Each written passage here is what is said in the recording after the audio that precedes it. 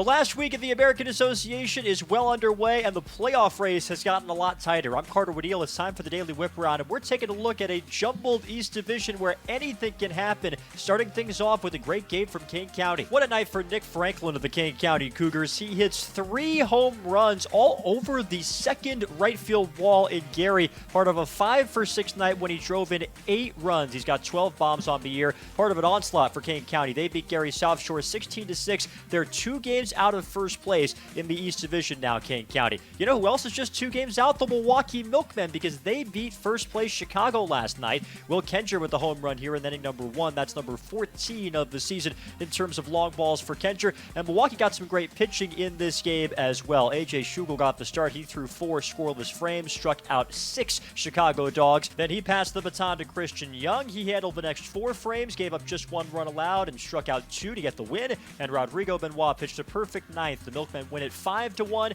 2 games out of first. That's where Chicago is. The race for the last playoff spot goes through Cleburne. Check out this catch from Jesus Sanchez. Right back at you. Makes the grab on the comebacker. That's a great snag from him. The knockouts have the lead in this game, though. This is Daikon Yo, 2-run home run. Lake Country led 7-4 at the 7th inning stretch of this game. But then Cleburne went and scored 9 runs in a never-ending 7th inning. That included that 2-run automatic double from Nick Schumpert, and a couple batters later, Jacob Bockley with a go-ahead 2-run single. Cleburne pulls away for a 13-7 win. Their magic number is 1 to clinch a playoff spot. Turning to the West Division, Kansas City victorious last night behind the arm of Matt Hall. Back to his old tricks. 6 scoreless innings, 6 hits, 2 walks, strikes out 10. He's got a 1.10 ERA on the season. That's on pace to set a new AAPB record, and he's got quite a bit of headroom as well. And Malik Smith, the former major leaguer for Kansas City, that's a solo homer, his second with the Monarchs, and they hang on for a 3-2 win at Shaw Park in Winnipeg. A 9th inning rally falling short for the Gold Eyes. Sioux City earned a big win over Fargo Moorhead last night. Divaldo Rodriguez was excellent again.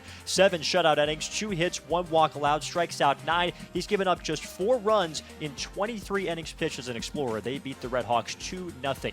And Lincoln taking on the Sioux Falls Canaries. Lincoln just trying to keep winning. Check out this diving catch from Sioux Falls. Connor Blair laying it out in right field. Well done. But this was Lincoln's night. They had a field day at the Birdcage. Luke Roscom with a 3-run home run in the second. One of 2 3-run shots he would hit in this game. And later on in that same inning, Raider Ascanio with his own 3-run blast. 3 of his 4 RBIs of this game coming on that one swing. Later on in the 6th inning, Justin Bird, he also had 4 RBIs in this game, including that solo homer. The Salt Dogs win it at the Birdcage 16-5.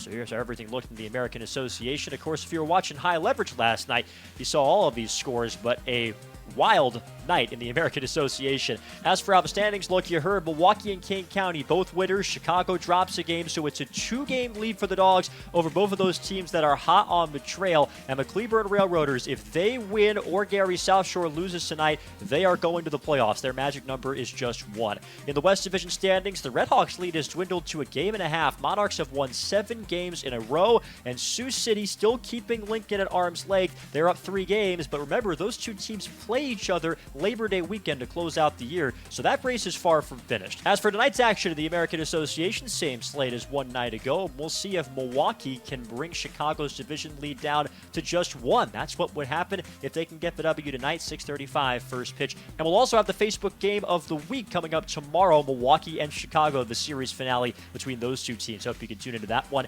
Every single game all season long, of course, is on AABaseball.tv. I'm Carter Woodiel for the American Association, where we play to win.